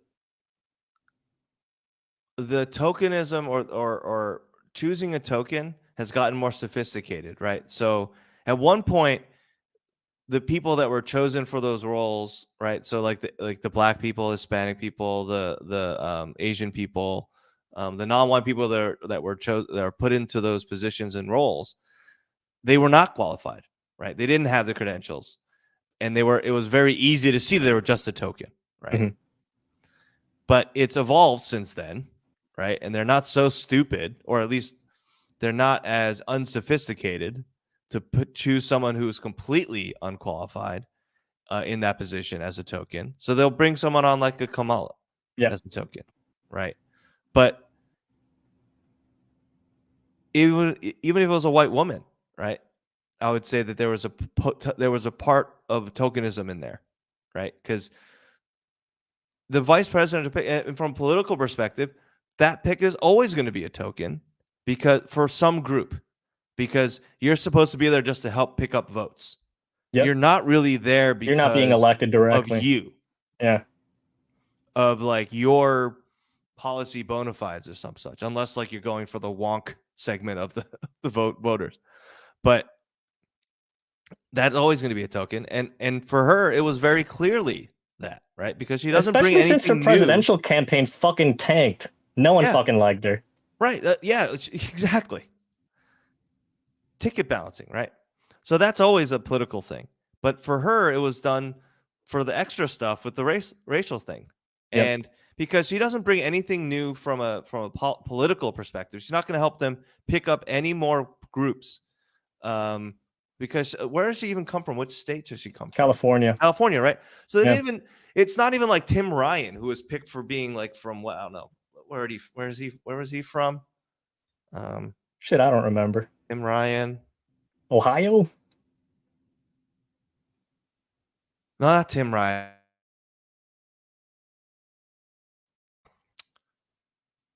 Who was Hillary's running mate? Tim Kaine?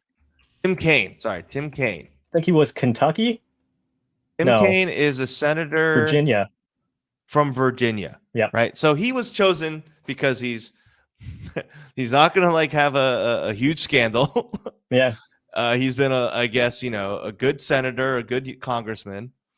So like a loyal Democrat, and he's from he's from a state that they have to try to like get a boost, right? So they get a local represent. Yeah, local boost. Yep.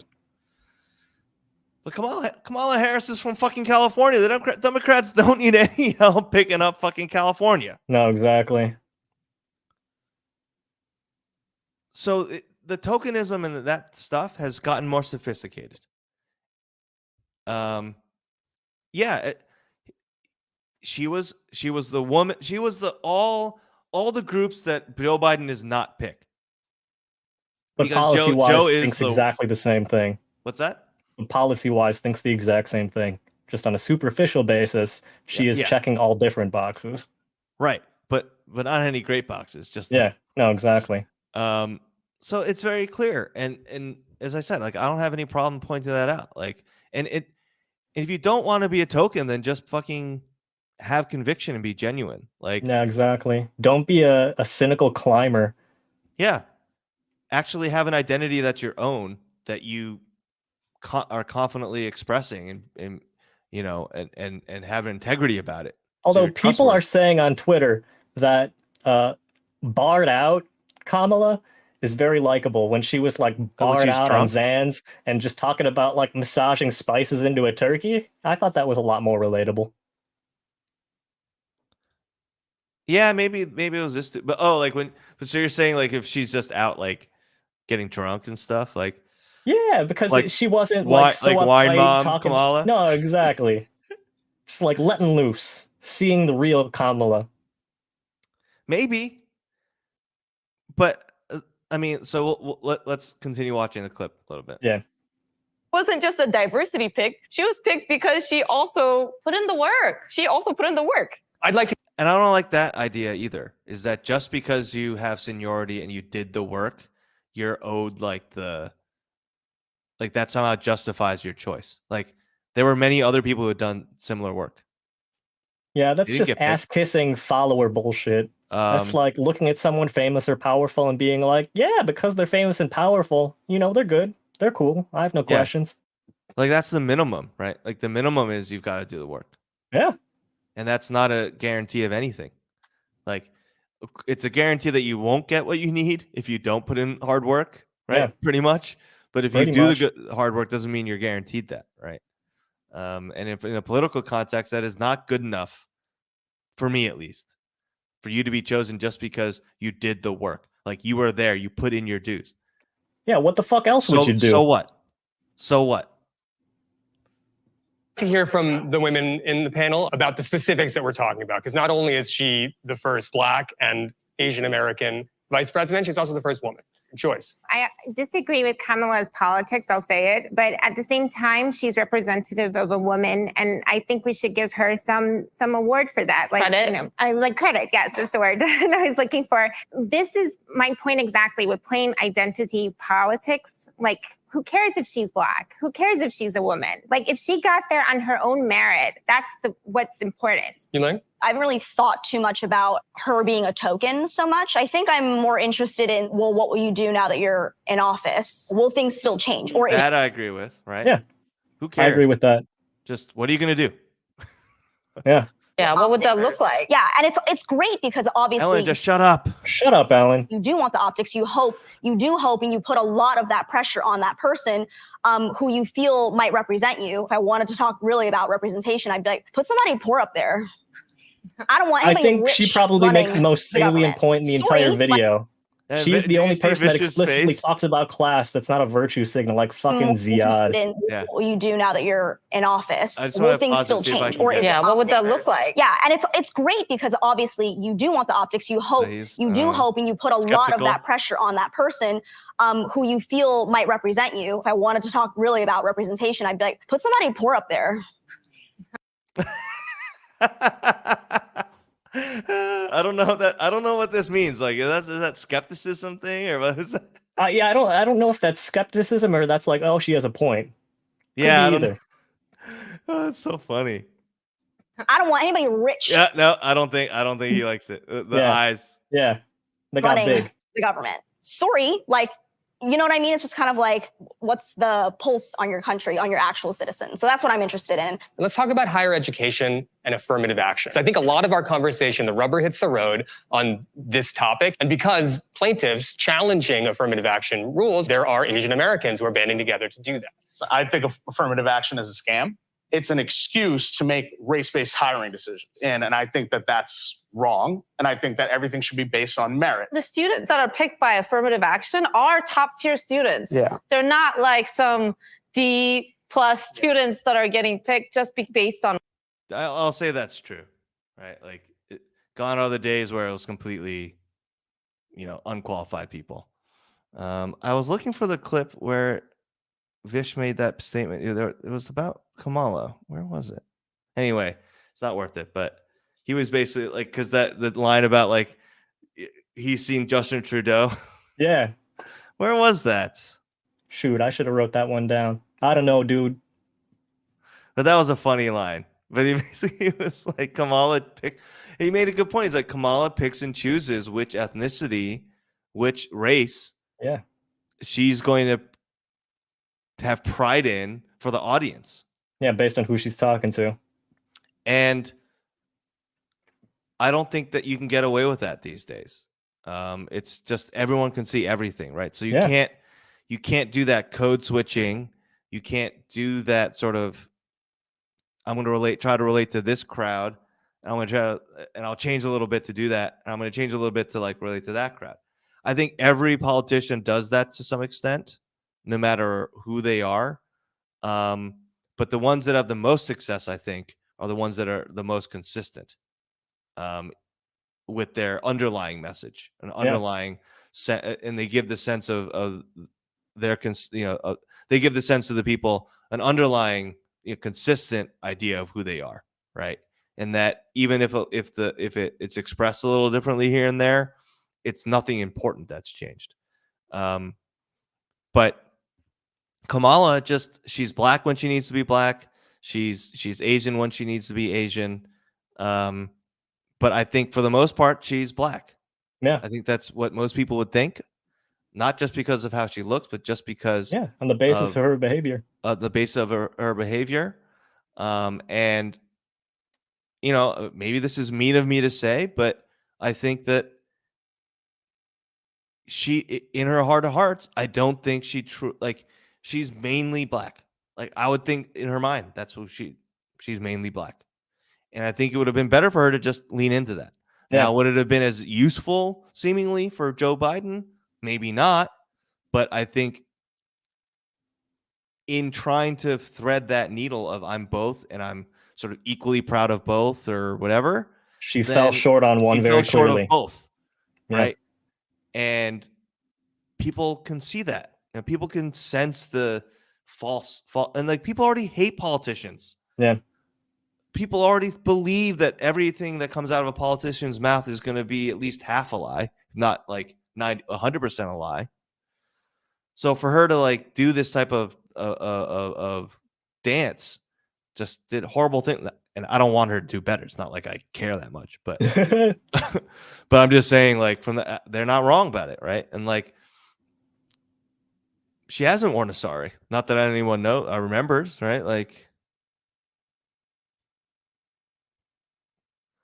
where was this? It was here somewhere.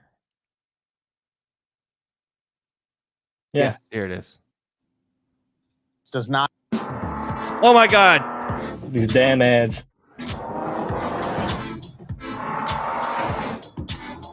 Anyway. Not get the love from the Asian community because she picks and chooses when she wants to be whatever her identity is. When she's on TV, on camera, I'm a black woman, blah, blah, blah, blah. But she only claims her Indian and Asian background when she's in the fundraisers with the rich Indians. She's doing it to herself. She's dividing her identity by playing up, code switching. I know AOC likes to use the word code switching to the black community when she's on camera, and then code switching to the Asian community when she's raising money. Don't be surprised if, you only come around when you're asking for a check, and then we're not in the streets, as hard as you would like us to be. But then again, you don't go on camera wearing a dot on your head and the jasmine in your hair. Right. And wearing a sari. Show me a picture of Kamala in a sari. Right. When was the last time? I've seen Justin Trudeau wearing Indian clothes before her. You know what I mean? So don't give me the nonsense. Right. Like, it's her fault that Asians don't get behind her.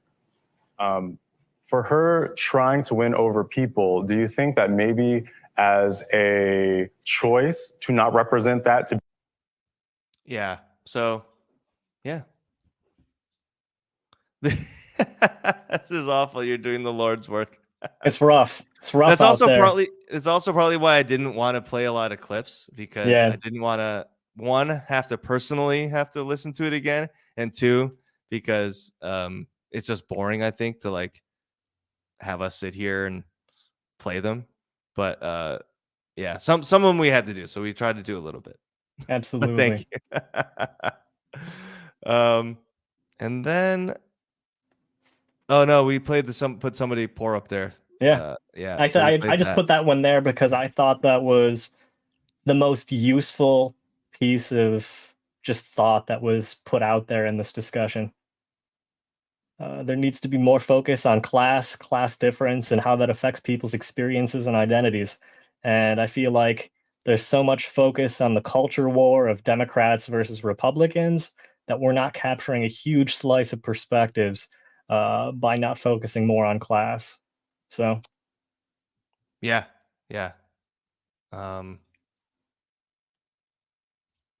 But so bad you gotta play clips so we believe some of this garbage. Yeah.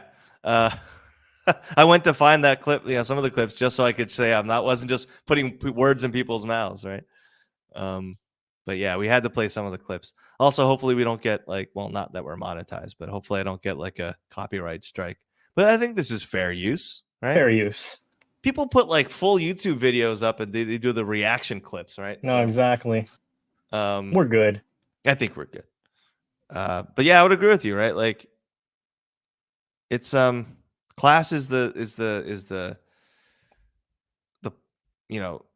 the really important, one of the important factors that just doesn't, we don't talk about that. There was no talk about solutions, though. I don't know if this particular conversation was conducive to it, but there wasn't a lot of talk about like, all right, well, let's try to find a common ground of like very general understanding exactly of what our goals are, or what our values are. And now we can talk about sort of what solutions do you think we have to those to get to that goal, or to solve a problem that we both agree is a problem, right? Or to then even talk about, all right, well, if we believe X is a problem, like, okay, increased crime, that's a problem. What are the solutions that why do we think it's a problem, right? So like they didn't even try to have like that kind of structured conversation. It was just sort of like yelling at each other. It was meant for the spectacle. Stuff. It was meant to be gridlocked. I mean, it's Vice, right? Like, what are they going to do? Class is the only identity that identity Politics doesn't analyze. Yes. Because it's the most salient dimension to examine if you want to solve problems and not make anyone feel alienated. Talk too much about class. Talking about class is too close to wealth distribution, and wealth distribution is too close to communism. So we can't touch that here in this country. That's just the way it is. Yeah. So that was quite a video. We talked more about the video than the video's length. We had a lot to say about it. You know, it shows that, you know, I think the tone and the content and the perspectives represented in this video sort of encapsulate really well, like, my frustrations with most conversations related to Asian American identity and debates and talking about these issues like affirmative action or stop Asian hate. It's too polarized to really have any sort of productive conversation. And it's like the shit that I heard opinion-wise and perspective-wise in this video is no different than the shit I heard in the 90s, you know, 20, 30 years ago. And I think it's reflective of a larger systemic problem of our political system doesn't allow for talk of real solutions and instead only talks about recognizing problems and over-engineering solutions that work within market conventions with the tacit sort of underlying issue of the market and unfettered capitalism is the reason why we have these fucking problems in the first place. So people like to make this sort of issues of left versus right or Republicans versus Democrats, when really at the end of the day, if we really want to get to the bottom of these issues, I think it has to be the rich versus the regular people, or the powerful versus the regular people just going every day to work. And I think that is what is obscured from these conversations the most. We are distracted from that because if we start thinking about that shit, then rich people's interests are going to be threatened, and they don't want that. Yeah, in general. Yeah. Yeah. So this was fun. It was great. Oh yeah, we didn't have as many sound effects this time. I mean, we were having spirited discussion, so it was hard to find places to, you know, put sound effects. So the one segment we do want to have, like a regular segment, which was it was whose deals? Someone's deals? Oh yeah, so I did discuss this. Jack aka deals. JNewin10 on Twitter, the deal of the week. Since she is the queen of deals and she is Asian America's sweetheart, I asked her, what was your deal of the week? And she told me that, let me double check the notifications to be sure. She went to Macy's and found a winter jacket that was on sale from full price. Oh boy. $200, and she got it for $70. She got it for $70.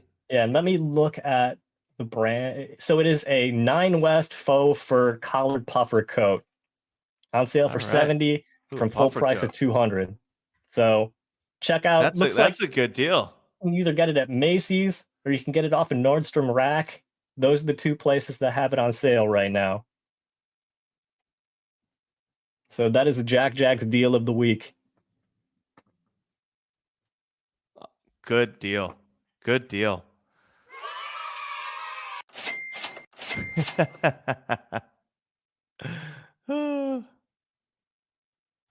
Oh, so great. But yeah, I think these people have had enough of this damn video. You think so? Yeah. I mean, we had a good audience today. I mean, we had a lot of interaction. We really appreciate your comments and any questions.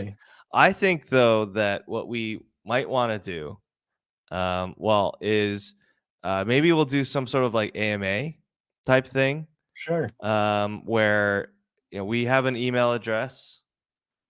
We will tweet that out, and we'll try to get that out there. We also have a Twitter, right? So this is our Twitter.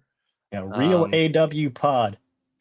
I tried to do raw pod or raw podcast, but those were all taken. This is what I had to deal with. And the way before, so we were trying to come up with like the acronym or some shorthand for this, and because all the other like the full name's too long, and the other thing like Raw Pod was taken. So Kyle was like, how about Real AW Pod? I'm like, oh yeah, that sounds good. And then like as soon as we like register it, I'm like, wait a minute, people are gonna think that's Real Asian Woman Pod. Whatever. We had an Asian woman's perspective on here once, so we might have it again. Oh, I think that's good will. enough.